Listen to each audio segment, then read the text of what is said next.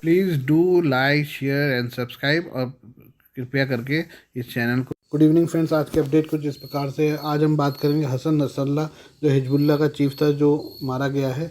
Iran के ही एक जासूस ने इसराइल को ये जानकारी दी थी कि हिजबुल्लाह चीफ हसन नसरल्ला किस जगह पर है। सटीक लोकेशन हासिल होने पर इजरायली सेना ने हमला किया और नसरल्ला को मार दिया।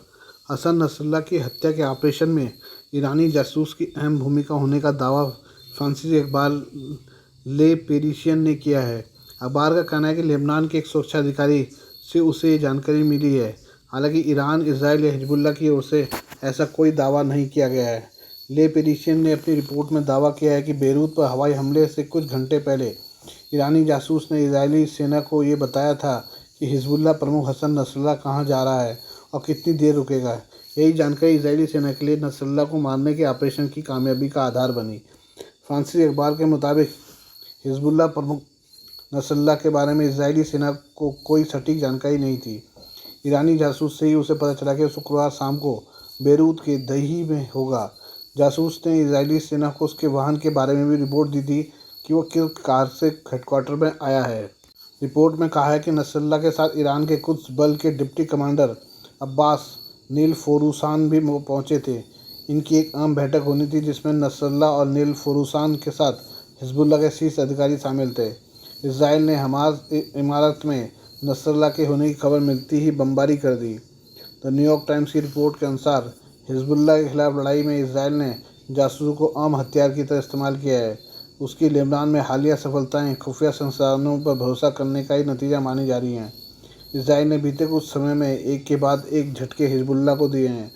इजराइल ने हालिया वर्षों में हिजबुल्लाह के नेतृत्व और गुट की रणनीति के बारे में जानकारी जुटाने के लिए बहुत सारे संसाधन इस्तेमाल किए हैं, जिसमें न सिर्फ जानकारी मिले बल्कि तुरंत सैनिकों और वायुसेना तक भी पहुंचाया जा सके।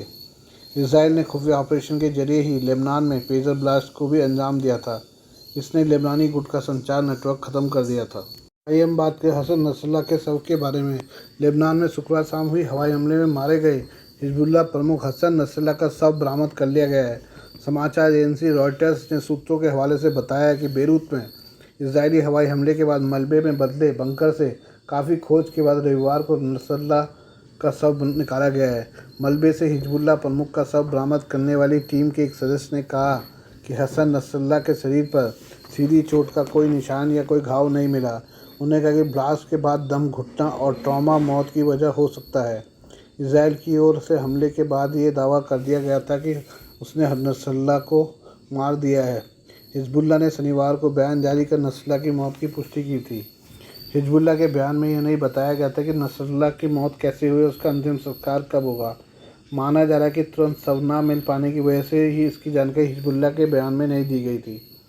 इजरायली आर्मी ने खुफिया सूचनाओं के आधार पर किए गए सीक्रेट ऑपरेशन में शुक्रवार को अंडरग्राउंड भूमिगत बंकर पर हमला किया था, जहां नसरल्ला और कई दूसरे हिजबुल कमांडर बैठक कर रहे थे। ये बंकर दक्षिण बेरूत की एक वेस्ट सड़क से 60 फीट नीचे होने का दावा किया गया है। 64 वर्षीय नसरल्ला दुनिया के सबसे ताकतवर सशस्त्र संगठनों में से एक हिजबुल्लाह का नेतृत्व बीते 3 दशक से संभाल रहा था। इजराइल रक्षा बल ने हिजबुल्लाह की मौत के बाद भी लेबनान में हमले जारी रखे हैं। इजरायली सेना लगातार लेबनान, खासतौर से दक्षिणी लेबनान में बम बरसा रही है। इजराइल का कहना है कि उसका मकसद हिजबुल्लाह को पूरी तरह से ख़त्म करना है। हसन नसरल्ला की हत्या के एक दिन बाद इजराइल ने रविवार को हिजबुल्लाह के एक और सीनियर कमांडर नबील काउक को मारने का दावा किया है। नबील हिजबुल्लाह में काफ़ी प्रभावशाली था और 1995 से 2010 तक दक्षिण लेबनान में अपने गुट का सैन्य कमांडर रहा था। नसरल्ला के बाद नबील की मौत हिजबुल्लाह के लिए दोहरा झटका है। आइए हम नेपाल के बारे में बात करें, जहां आजकल बाढ़ आई हुई है। पुलिस ने बताया कि नेपाल में बारिश के कारण आई बाढ़ और भूस्खलन से मरने वालों की संख्या रविवार को 125 हो गई है। शुक्रवार से पूर्वी और मध्य नेपाल के बड़े हिस्से जलमग्न हैं। देश के कई हिस्सों में अचानक बाढ़ ने कहर बरपा रखा है। सशस्त्र पुलिस बल के सूत्रों के अनुसार बाढ़, भूस्खलन और बाढ़ में 64 लोग लापता हैं, जबकि 61 लोग घायल हुए हैं। काठमांडू घाटी में सबसे अधिक मौतें हुई हैं। ये भीषण बाढ़ में कम से कम 322 घर और 16 पुल क्षतिग्रस्त हो गए। सशस्त्र पुलिस बल के सूत्रों ने बताया कि सुरक्षाकर्मियों ने करीब 3626 लोगों को बचाया है। सूत्रों ने बताया कि बचाव अभियान अभी भी जारी है। प्रत्यक्षदर्शियों ने बताया कि उन्होंने 40 से 45 सालों में काठमांडू घाटी में ऐसी विनाशकारी बाढ़ कभी नहीं देखी। सशस्त्र पुलिस बल की ओर से जारी बयान में कहा गया कि इस विनाशकारी बाढ़ में मरने वालों की संख्या 125 हो गई है। शनिवार को काठमांडू की सीमा से लगे धारनिक जिले में भूस्खलन में एक बस के दब जाने से कम 19 लोगों की मौत हो गई। भक्तपुर शहर में भूस्खलन के कारण एक घर ढह जाने से 5 लोगों की मौत हो गई। मकवानपुर में ऑल नेपाल फुटबॉल एसोसिएशन द्वारा संचालित एक प्रशिक्षण केंद्र भूस्खलन की चपेट में आ गया, जिसमें 6 फुटबॉल खिलाड़ी भी मारे गए। अन्य लोग बाढ़ के पानी में बह गए। नेपाल पुलिस के उप प्रवक्ता विष्णु अधिकारी ने कहा कि भारी बारिश के कारण हिमालय क्षेत्र में 66 लोगों ने अपनी जान गंवाई है। काठमांडू घाटी में 34 लोगों की मौतें हो गई हैं। बाढ़ के कारण 60 लोग घायल हो गए हैं। देश भर में 79 लोग अब भी लापता हैं। 3000 लोगों को बचाया भी जा चुका है। विष्णु अधिकारी ने बताया कि 63 इलाकों के मुख्य राजमार्ग अवरुद्ध कर दिए गए हैं। कार्यवाहक प्रधानमंत्री और शहरी विकास मंत्री प्रकाश मान सिंह ने आपातकालीन बैठक बुलाई है। नेपाल सरकार ने अगले 3 दिनों के लिए स्कूलों को बंद रखने के निर्देश दिए हैं। भारी बारिश और बाढ़ के कारण काठमांडू में बिजली कटौती के कारण लोग अंधेरे में रहने के लिए मजबूर हैं। पुलिस ने बताया कि काठमांडू में 226 घर जलमग्न हो गए। प्रभावित इलाकों में 3000 बचाव कर्मियों को भेजा गया है। आइए हम बात करें कनाडा के बारे में। कनाडा में अस्थायी विदेशी कामगारों पर नियंत्रण करने वाला विवादित नियम इसी सप्ताह गुरुवार 26 सितंबर से लागू हो गया है। इसके तहत अब कनाडा में कंपनियों और बिजनेस को अपने कर्मचारियों का केवल 10% ही कम वेतन वाले विदेशी कामगारों से भरने की अनुमति होगी। इसके पहले कंपनियां 20% तक विदेशी कर्मचारियों को रख सकती थी। यह नया नियम जस्टिन ट्रूडो की सरकार की अप्रवासियों की संख्या कम करने की योजना का हिस्सा है। इस महीने की शुरुआत में प्रधानमंत्री जस्टिन ट्रूडो ने घोषणा की थी कि सरकार अपने अस्थायी विदेशी कर्मचारी कार्यक्रम के नियमों को सख्त कर रही है। TFW कार्यक्रम मूल रूप से योग्य कनाडाई श्रमिकों की कमी से जूझ रहे बिजनेस के लिए एक अल्पकालिक समाधान के रूप में बनाया गया था।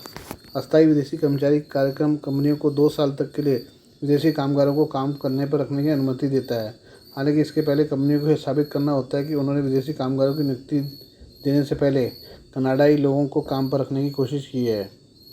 कनाडा स्थित इमिग्रेशन एक्सपर्ट दर्शन महाराज इसकी वजह कनाडा में स्थायी निवासियों की बढ़ती संख्या को बताते हैं।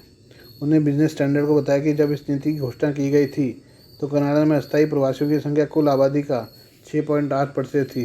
तागड़ा आंकड़ों के अनुसार यह बढ़कर 7.3% हो गई। इसलिए कामगार वीज़ा को और सख्त करने की उम्मीद है, जिससे भारतीयों के लिए अवसर कम हो जाएंगे।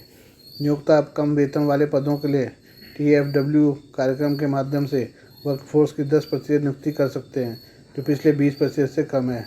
हालांकि कृषि और स्वास्थ्य सेवा जैसे क्षेत्रों को छूट दी गई है। नए नियम में छात्र वीज़ा पर काम करने वालों के लिए काम के घंटे भी घटाकर सप्ताह में 20 कर दिए गए हैं। कनाडा के TFW कार्यक्रम में सबसे ज़्यादा योगदान देशों में भारत सबसे आगे है। साल 2023 में कनाडा में 26,495 अस्थायी विदेशी कर्मचारी भारतीय थे। नए प्रतिबंधों के साथ भारतीय कर्मचारियों को अपने विकल्पों पर पुनर्विचार करने की जरूरत होगी। दर्शन महाराज ने कहा है कि भारतीय को अन्य देशों की तरफ रुख करना पड़ सकता है। आज के लिए इतना ही। बाकी मिलते हैं कल आपसे नई खबरों के साथ। धन्यवाद।